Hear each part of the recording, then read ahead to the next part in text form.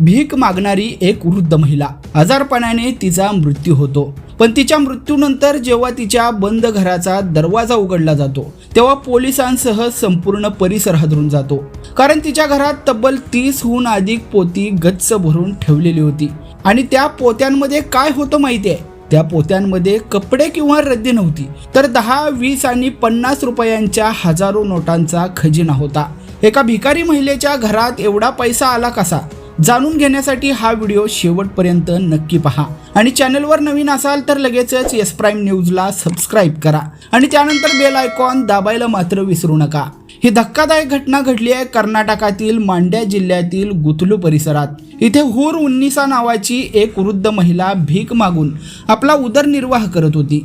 हुर उन्निसा आपल्या बहिणीसोबत एका भाड्याच्या घरात राहत होत्या. दोघींनीही आयुष्यभर लग्न केलं नव्हतं. 2 वर्षांपूर्वी तिच्या बहिणीचा मृत्यू झाला आणि तेव्हापासून हुर उन्निसा या घरामध्ये एकट्याच राहत होत्या. अलीकडेच गंभीर आजारपणामुळे त्यांचा मृत्यू झाला. त्यांच्या मृत्यूनंतर स्थानिक लोकांनी जेव्हा घराची पाहणी केली तेव्हा सर्वांच्याच पायाखालची जमीन सरकली. घरात 1-2 नव्हे तर तब्बल 30 पेक्षा जास्त प्लॅस्टिकच्या गोण्या ठेवलेल्या होत्या.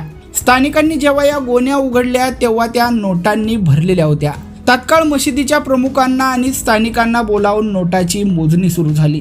तासनतास चाललेल्या मोजणीनंतर 8 ते 9 लाख रुपये मोजून झाले.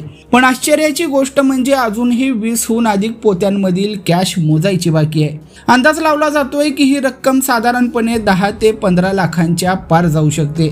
सध्या हा सर्व पैसा स्थानिक मशिदीच्या ताब्यामध्ये सुरक्षित ठेवण्यात आलेला आहे. हुर उन्निसा यांच्या दूरच्या नातेवाईकांना याबद्दल माहिती देण्यात आली आहे. नातेवाईक आल्यानंतर उर्वरित पोत्यांमधील पैसे मोजले जातील आणि कायद्यानुसार किंवा सर्वसंमतीनं या पैशांचं करायचं काय याचा निर्णय घेतला जाणार आहे. आयुष्यभर अत्यंत गरिबीत आणि भीक मागून जगणाऱ्या या महिलेकडे लाखोंचा खजिना सापडल्याने संपूर्ण कर्नाटकमध्ये सध्या याची चर्चा सुरू आहे. या घटनेबद्दल तुम्हाला काय वाटतं? कमेंट करून नक्की सांगा आणि अशाच नवनवीन अपडेट्ससाठी